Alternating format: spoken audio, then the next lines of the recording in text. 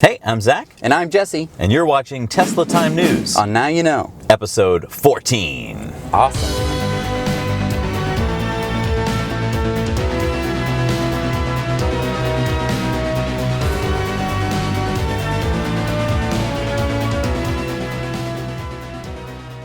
Well, let's get right into it here. Google says that it will run on 100% renewable energy in 2017. Next year? Next year, it'll run 100% Do they use renewable. a lot of energy? Yes.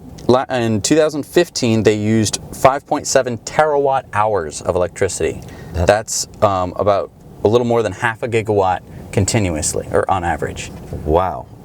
I got a quote here from Joe Cava, who's their Senior Vice President of Technical Infrastructure. He says, "We are the largest corporate purchaser of renewable energy in the world. Wow. It's good for the economy, good for business, and good for our shareholders." That's awesome.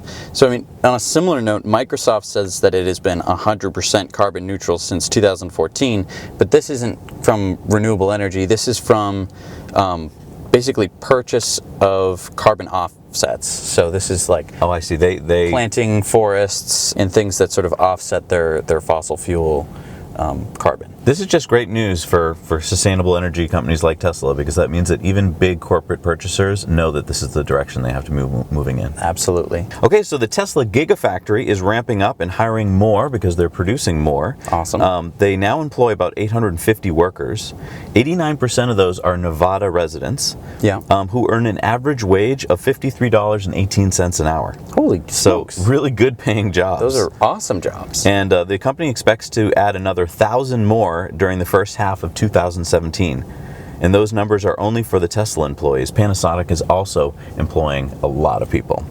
At the Gigafactory. At the Gigafactory. That's really cool. So if you're anywhere in that area and you're looking for a high-paying, high-tech job, call up Tesla. Cool. So in the production by 2018 should be 500,000 cars per year. And then when it's at full capacity, it should be 1.5 million cars per year. Wow. So I'm excited to see this sort of ramp up. That is really cool. And also there was an audit recently by Nevada to make sure that Tesla is doing what they should be doing, because Nevada is giving them tax credits for having opened the factory there. So far, Tesla has received $34.5 million worth of tax credits in Nevada for hitting all of their targets. That's awesome. So there's a great quote here from Michael Schrekich, who's the head of powertrain development. And what did he say? He said that we are looking for highly motivated candidates that want to be a part of changing the paradigm of individual transportation. We will manufacture complex, technologically advanced systems using the most advanced equipment and automation, and need the best talent in the world to join us. Wow. So that sounds like a cool place to work. It does, doesn't it? Yeah. That's awesome. Awesome. Okay, so John Deere just released a new video of a prototype electric tractor. Ooh, for the farm? For the farm. So usually they're diesel, they're loud. They pollute. They pollute and they break down. So this is a 130 kilowatt hour battery capacity tractor. Okay. It has two 150 kilowatt motors. All right. So that's a lot of power. A lot of power. That's about like 450 horsepower. Okay. Which is pretty good. John Deere expects that the electric motors will require much less to maintain than a diesel engine, and they say that basically they'll last longer. So That's great. They're looking into it. So the video that we are showing is from, basically it looks like John Deere France. Yeah, I mean, interesting that they are doing that in Europe first, it looks like. But if they get any bit of traction there, you know that they're going to be moving into the American market. Okay, so there have been some leaked plans of a Chrysler all-electric minivan. Ooh. So it's not very new.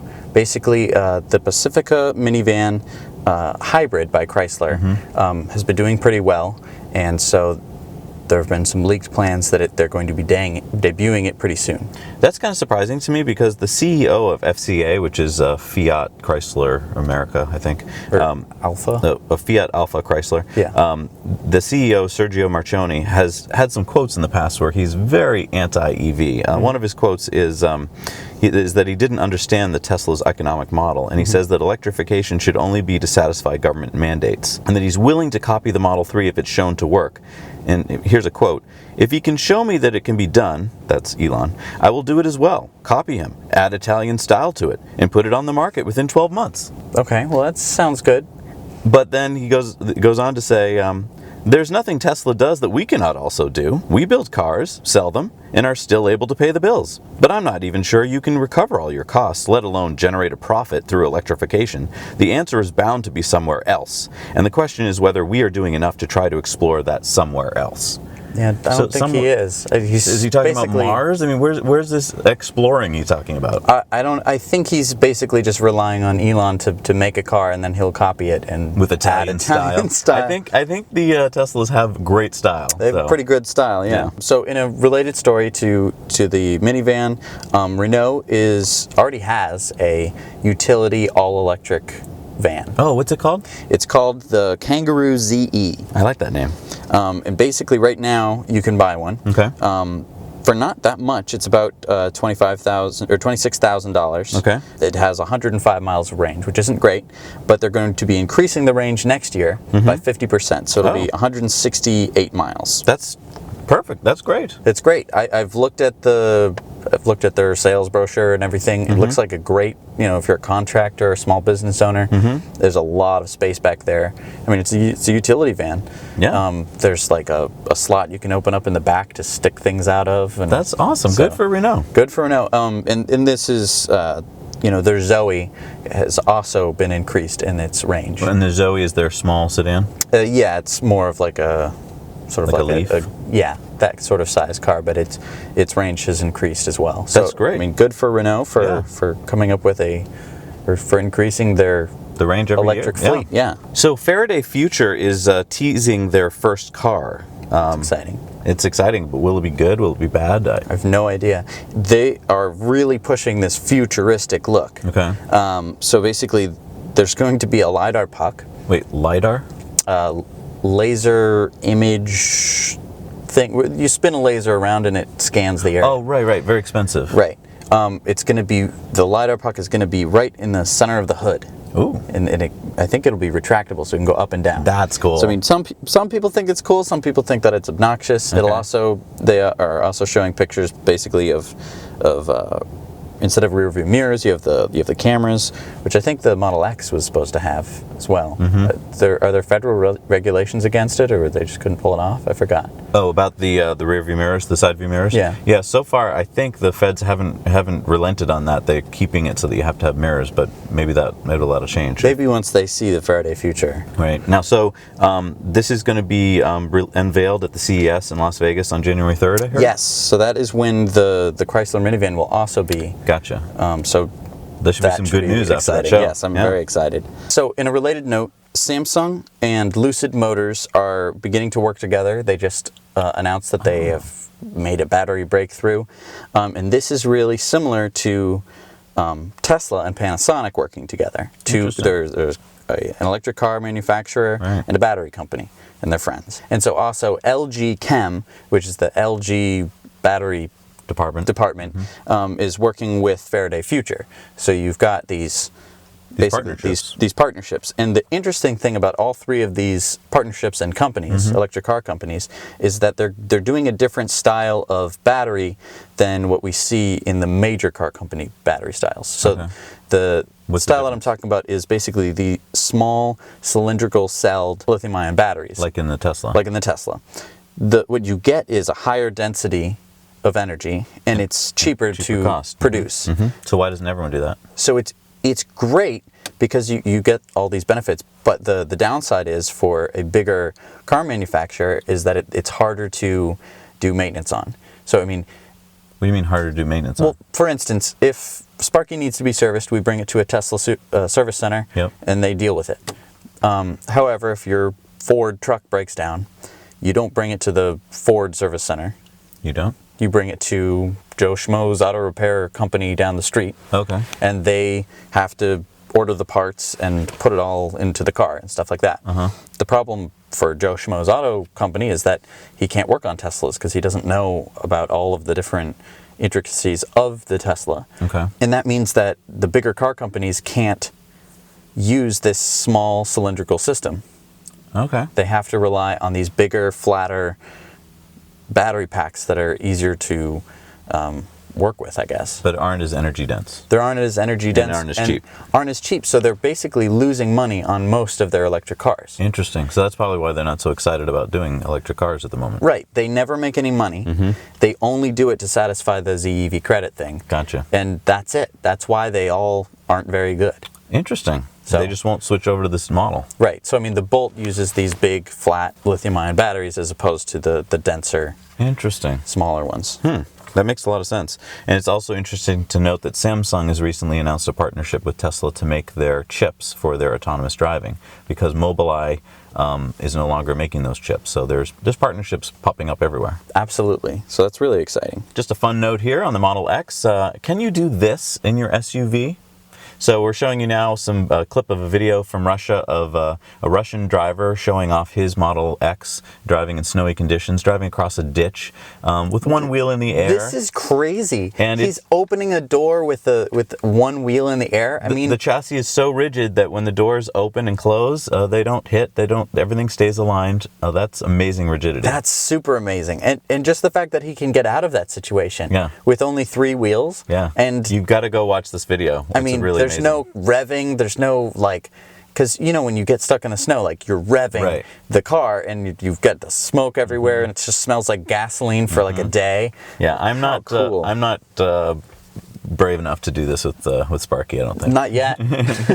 Maybe down the road. Just you wait. So SpaceX has won the 2016 World Technology Award for Space Innovation. Wow. This was just announced on December 8th at the LA Times HQ building in LA. 29 companies were nominated. SpaceX won. Wow. Elon won the individual award for space in 2014. This year it went to Jeff Bezos. Past winners have been people like Bill Nye, Bill Gates, J.B. Straubel. So, in some of the other companies here are, let's see, what else do we got? Tesla and PayPal. Yep, Tesla and PayPal have won this award in the past. That's pretty interesting. Yep. You got to. I mean, the bar is pretty damn high, isn't it? I mean, it must be. I would think after this year, who else? It's just gonna have to keep going back and forth between Elon and Jeff Bezos. Yeah. So here's an interesting story. Yeah. You know wind turbines? I do. They're real big. They are. They're massive. They generate a lot of electricity.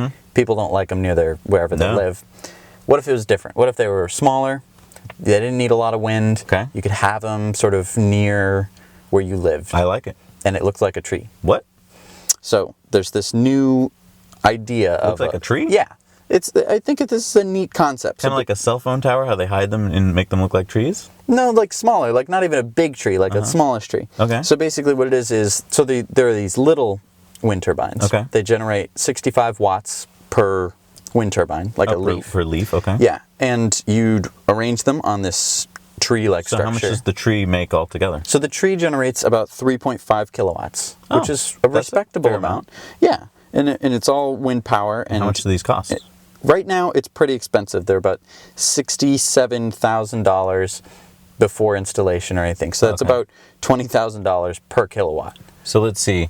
My solar installation on my roof is a 9 kilowatt system, so we're talking about 5 times more expensive than my solar installation. But that's for something brand new technology. This is brand new. It hasn't been scaled up. So that's very promising. Right, and so the leaves have actually been, they're just little omnidirectional wind turbines, and they've put them up on a campus library roof. They have sort of this upside down, I don't know what you'd call it, big arch. Okay. And they've put a bunch of them up there so that it's generating wind and you barely even notice them. That's great. Yeah, isn't that cool? I love that story. Isn't that neat? I love innovative technologies. Yeah. So some exciting news for Tesla moving forward now that they've merged with SolarCity. There's 2 big grid projects that they've announced in Europe, one in England, one in Ireland. The English one is in Somerset, England. It's a 0.5 megawatt solar farm and a power pack that will serve about 500 households. That's great. And in Ireland, Ireland got its first Tesla Power Pack system. It's an 190 kilowatt hour system at the offices of Boston Scientific in Galway. And it'll also have a 160 kilowatt solar array. Wow, that's great. Yeah.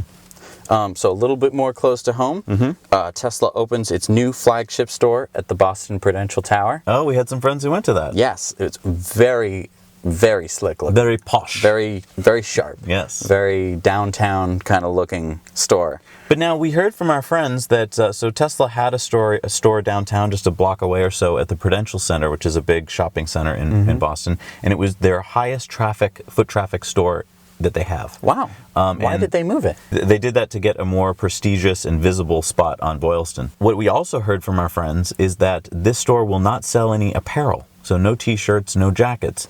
But that's the coolest part. Yeah, you want to stop in at the store, it's fun to look at the cars, but it's also what pulls you into the store, I would think, is the ability to buy a mug or an umbrella or a t-shirt. And my thought is it's very short-sighted of Tesla to not sell apparel, because there's a lot of people who aren't going to buy the car or might not even be thinking of the car but might want a cool t-shirt. And getting them in there to buy the apparel might get the conversation started. Right. It's all about, I think, object permanence of like, oh, you have this t-shirt, you take it out of the laundry and you're like, Tesla. Yeah. Yeah, I'm thinking about it. And then everyone around you at work is like, oh, that's a cool shirt. Is that a Tesla shirt? Do you own a Tesla? Then you're thinking, I could own a Tesla. I think... Yeah, I just want to, I want you to rethink this, Tesla. Like, I know it's a pain. You got to hire a couple more people to handle those sales, but it's a great way to get people to stop and talk to them about, oh, I see you're buying a Model 3 t-shirt. Is that because you want to get a Model 3? Then you got a conversation starter. Yeah. So Elon tweeted recently that he will fix a problem that someone tweeted to him. Really? What was the problem? Yeah, so the problem was this. A frustrated Supercharger user in California tweeted this. He said, the San Mateo Supercharger is always full with idiots who leave their Tesla for hours even if already charged. And Elon tweeted back, you're right. This is becoming an issue. Supercharger spots are meant for charging, not parking. We'll take action. Wow. How often do you see a CEO of a company tweeting, a multi-billion-dollar company? And the amazing thing is that we're treating this like news. Like, we're actually, like, people are like, oh, he tweeted about it, he's going to take action. Right. Most CEOs, A, don't tweet about stuff, and B, if they do tweet, like, the rest of the company's like, shh, shut up. Like, wow. Yeah, and now wasn't this one of the Superchargers that we went to? We have some footage. All right, so we're at the San Mateo Supercharger, and this is a first for us. Check this out. 8 stalls, 8 cars. Not only that, but another one waiting. So we're here at the San Mateo Supercharger. What would you rate this one? I think an 8 because it's easy-ish to get off the highway. It's got 8 stalls, but I'm going to take 2 points off because it seems like this is always going to be a problem here, being full of S's. I'm going to give this one a 5. Ooh. Just because, it really does make me appreciate the times that we've pulled in and it's been, empty. But is it Tesla's fault? Do they put it in a great location? A lot of these people they're just at Whole Foods. All the cars are empty except for one. No one is moving their cars for people. We had to wait for about 20 minutes, and there was a guy there from Tesla who's kind of like a valet. He doesn't really park your car, but he helps to make sure no one gets into fights, and he helps to whatever. And this was near Whole Foods, and there's I think 10 spots there, 8 spots, and a lot of people were basically parking there and going to Whole Foods and maybe staying longer than they should have. Right. And maybe they didn't even need the charge. Right. And so it sounds like Elon's going to take care of the problem. We don't know what a solution will be, but I'm sure it'll be a good one. So I think that this really only will happen in malls.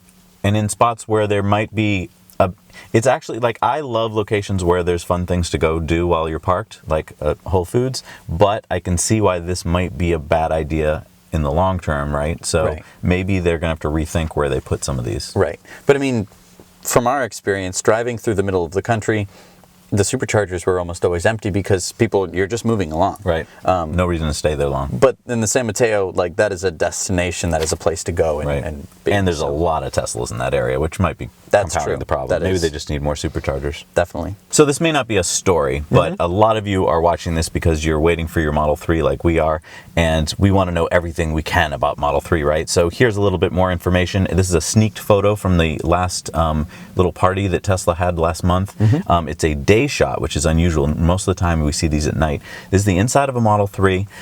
Something to note. Do you notice there are no HVAC vents visible? I did not notice that. I hadn't either. And what I just realized is that during their March showing off of the car, one of the Tesla engineers said there won't be typical HVAC vents. In fact, the quote is, a really unique ventilation system without traditional vents, but only a single slot.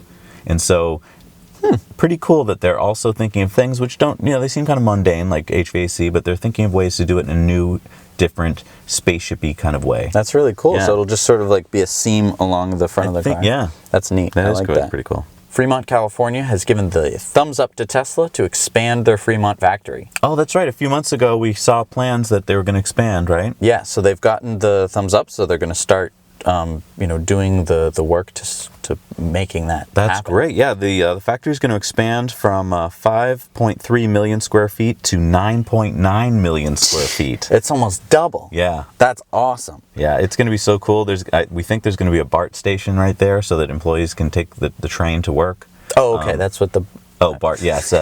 Not Bart Simpson. No, I don't think BART. train I station, hope BART gotcha. doesn't work there. Yeah. That wouldn't be good. So this just shows how different Tesla is from its peers. Almost every car manufacturer, except for Tesla and a couple French manufacturers, are trying to fight the new EPA Fuel Standards. So what does this mean? So every few years, EPA comes up with new fuel standards. In this case, it's 54.5 miles per gallon by 2025. That's what your fleet average will have to be by 2025, right? Yep. So if you're GM or Chevy, you've got to put out enough good economical cars that have great gas mileage to balance out your big cars that have horrible gas mileage. Yep. Well, all these car manufacturers are against it. They say, please wait until Trump gets into office and puts his new EPA head in charge. His new EPA head, by the way, will be a climate change denier with close ties to the oil industry. So, of course, that's why they want that, because they don't want the really strict, they want as lenient a standard as possible. And they've been saying that basically there isn't high enough demand for electric vehicles. And I mean, like, they just don't have any good electric vehicles. Like, I don't want to buy something with a 50-mile range. Right. They keep trying this argument of a catch-22. Well, no one wants them. Well, it's because up until now, there haven't been anything you'd want. Right. But now, Model 3 is proving them wrong. Right. So, hopefully, I don't know what will happen, but Yeah.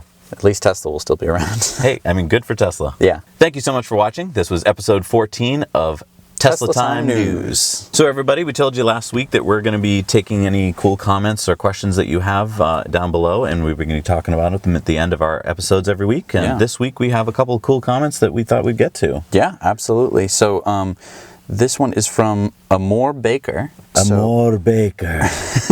So his name is Paulo, and he runs a cupcake bakery in the UK. Cool. He bought a Model S, and he's considering getting the Model X with flat seats for his company. Perfect. Isn't that so cool? Yeah. So I want to do a shout out. We'll post a link to his Facebook down below, so you can check it out. He also says... Yeah, didn't you do a trip? Yeah, he says he bought the car, so he has a Model S. He bought the car in March, and he's driven it to Sicily and Lisbon with no problems. And so 60,000 miles in 8 months. Wow. So he's saving over 300 pounds a month compared to his Mercedes. Yeah. Wow. Good for you. That's awesome, so man. great. That's I so can't wait cool. if next time we're in your neck of the woods, I didn't get my voodoo donut in Portland, so I definitely want a cupcake. More cupcake. Yeah. Absolutely. So then we have another interesting one. So this one is from Spain. This one is from, I'll let you read the name. Herg Wernley Serrano. Nice. So he's talking about solar in Spain. Okay. Because he lives there. Yeah, we talked about that last week. Because we don't know that much about it. Right. He says that government is charging people money for the solar energy they generate and use on their own. Okay. So the price is not as high as energy consumed from the grid in the daytime, but it's still higher than the energy that you'd have to use at night. Okay. So this, to me, sounds like it would be smarter to get just a power wall, so you can charge it up at night and then use the energy during the day. Get off the grid. Right. But I mean, for solar, I guess it still doesn't make sense because of what the government's doing. Not very supportive. He also says that if you try to sneak your way in putting solar panels on your house, you can get fined up to 6 million euros. Ooh, so the government wants their cut, basically. Yeah, but I mean, that's... Well, you know what you got to do? It's just, like you have to do anywhere, right? Is just write to your government and get your friends on Facebook to know about it and let them know you're not happy with that if you don't like it. Yeah, absolutely. Yeah. But thank you for letting us know about it. That's really interesting information. All right. Thank you so much for your comments. Thank you so much for watching this episode of Tesla Time Now You Know. Yeah, give us more of these cool comments and questions. We're going to try and do this every week, where we're going to try and bring a few of those up and share them with everybody. Right. I've been looking at the YouTube analytics. A lot of people aren't subscribed to this YouTube channel that are watching. What does subscribe mean again? So subscribe basically means there's a button down below that says subscribe on it. If you click that button, Do you have to pay money? there's no money. It just lets YouTube know, hey, I want to see more videos that these guys make. But then why do they call it subscribe? Because subscribe usually means that you... It's a silly word, but all it means... call it follow. Right. It just means that you're going to be seeing more videos of us on your feed, and that will be in your subscription feed. So you'll be able to, keep up with us and keep up with the latest Tesla news. Yep. All right. So subscribe. Thank you so much for watching. Now you know. Now you know.